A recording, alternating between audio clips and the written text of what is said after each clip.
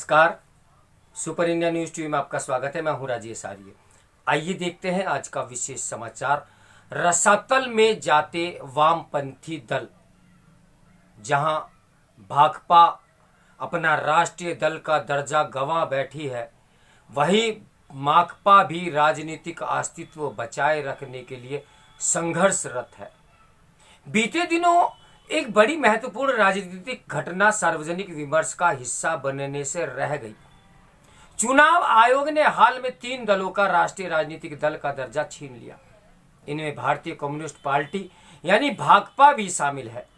भाकपा ने राष्ट्रीय दल की अपनी मान्यता एक ऐसे समय में गंवाई है जब वह अपनी स्थापना के 100 वर्ष पूरे होने के करीब खड़ी है।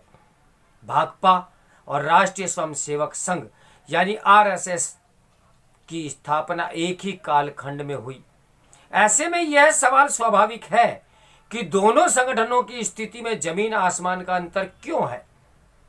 संघ से प्रेरित भाजपा इस समय देश की सबसे बड़ी पार्टी है। उसके उलट भाकपा राष्ट्रीय पार्टी बनने की कसौटी पर विफल हो गई।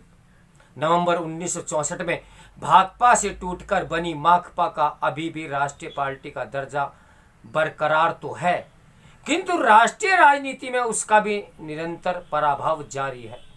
समाज में संघ की जन स्वीकार्यता क्यों बढ़ती गई और भाकपा की दुर्दशा किस कारण हुई, इसका एक संकेत उनकी स्थापना के लिए चुने गए दिन से भी मिलता है। संघ की स्थापना वर्ष 1925 में विजयदशमी के दिन 27 सितंबर को हुई, तो भाकपा की उसी साल क्रिसमस सप्ताह 26 दिसंबर के दौरान हुई। भले ही वामपंथियों को राजनीतिक स्वरूप भारत में मिला हो, किंतु उनका वैचारिक बीजारोपण 17 अक्टूबर 1920 को तत्कालीन सोवियत संघ के ताशगंज में हो चुका था। उनके नेता 1943 तक मॉस्को से संचालित कम्युनिस्ट इंटरनेशनल से दिशा निर्देश प्राप्त करते रहे। वहीं आरएसएस भारतीय प्रज्ञा का मूर्त रूप है और अपनी स्थापना से ही उसकी रक्षा हेतु प्रतिबद्ध है, जबकि वामपंथियों की मान्यता है कि भारत का नव सृजन उसी भारतीय प्रज्ञा को जमींदोज करने पर ही संभव है।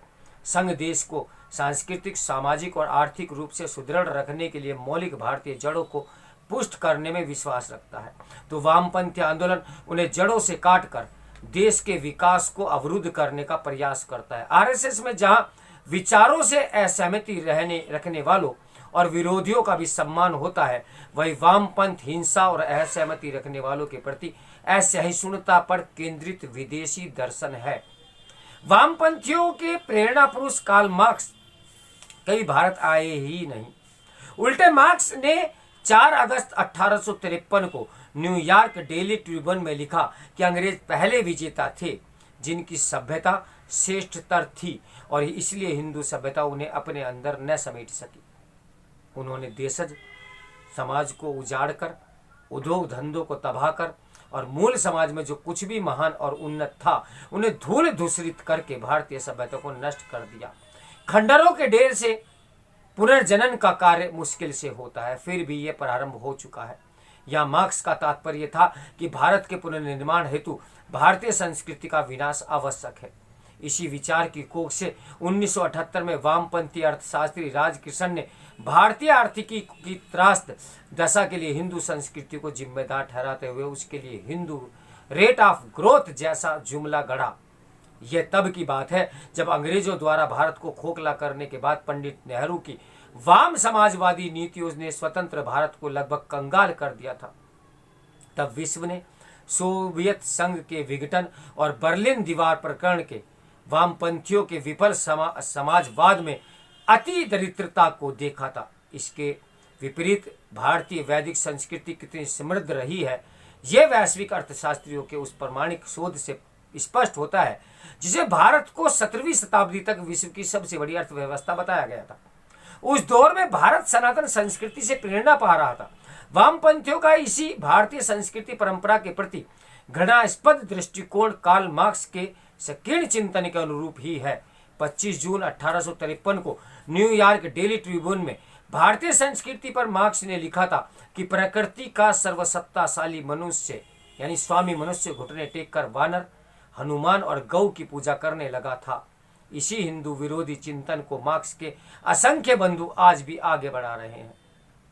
राष्ट्रीय दल का दर्जा छीनने पर भाकपा ने स्वतंत्रता संग्राम में अपनी भूमिका की भी दुहाई दी। क्या वाकई ऐसा था? प्राधीन भारत में मुस्लिम लीग को छोड़कर भाकपा इकलौती पार्टी थी जो पाकिस्तान बनाने के लिए ब्रिटिश षड्यंत्र का हिस्सा बनी। तब वामपंथी स्वतंत्र भारत को 15 से अधिक हिस्सों में विभाजित करने के पक्षधर थे और आज भी उनका वही विचार है। उन्होंने भारत छोड़ो आंदोलन में अंग्रेजों के लिए मुखबरी की, भारत की स्वतंत्रता को अस्वीकार किया। 1948 में भारतीय सेना के खिलाफ हैदराबाद के जिहादी रजाकारों को पूरी मदद दी। 1962 में भारत चीन युद्ध में चीन का साथ दिया। 1967 में वामपंथी चारू मजूमदार ने जिस माओवाद को जन्म दिया वह आज अर्बन नक्सलवाद का स्वरूप ले चुका है। वामपंथी भारतीय परमाणु कार्यक्रम को भी पटरी से उतारने में लगे रहे। ऐसे कार्यों की लंबी सूची है। ये चिंतन आज टुकड़े टुकड़े गैंग का भी वैचारिक अधिष्ठान है। लोकतंत्र पर वामपंथियों के संदिग्ध विश्वास की पुष्टि बाबा साहब भीमराव अंबेडकर के संविधान सभा में दिए भाषण से भी होती है, जिसमें उन्होंने कहा था कि कम्युनिस्ट पार्टी सर्वहारा की तानाशाही सिद्धांत पर आधारित संविधान चाहती है। वे भारतीय संविधान की निंदा इसलिए करते हैं क्योंकि वह संसदीय लोकतंत्र पर आधारित है। क्या भाकपा की राष्ट्रीय दल की मान्यता समाप्त होने पर मान लेना चाहिए कि अब वामपंथी आंदोलन एकदम पस्त हो चुका है? शायद नहीं। भले ही वामपंथी दल राजनीतिक रूप से रसातल में हो, लेकिन उनके दर्शन ने देश में असंख्य रक्त बीजों को तैयार किया है, जो भारतीय राजनीति से लेकर अकादमिक जगत और नौकरशाही से लेकर पत्रकारिता आदि क्षेत्रों में न केवल सक्रिय हैं, अपितु व्यवस्था और विमर्श को प्रभावित करने की भी ताकत रखते हैं। तो मेरे साथ बने रहें सुपर इंडिया न्यूज टीवी की ब्रेकिंग न्यूज के लिए।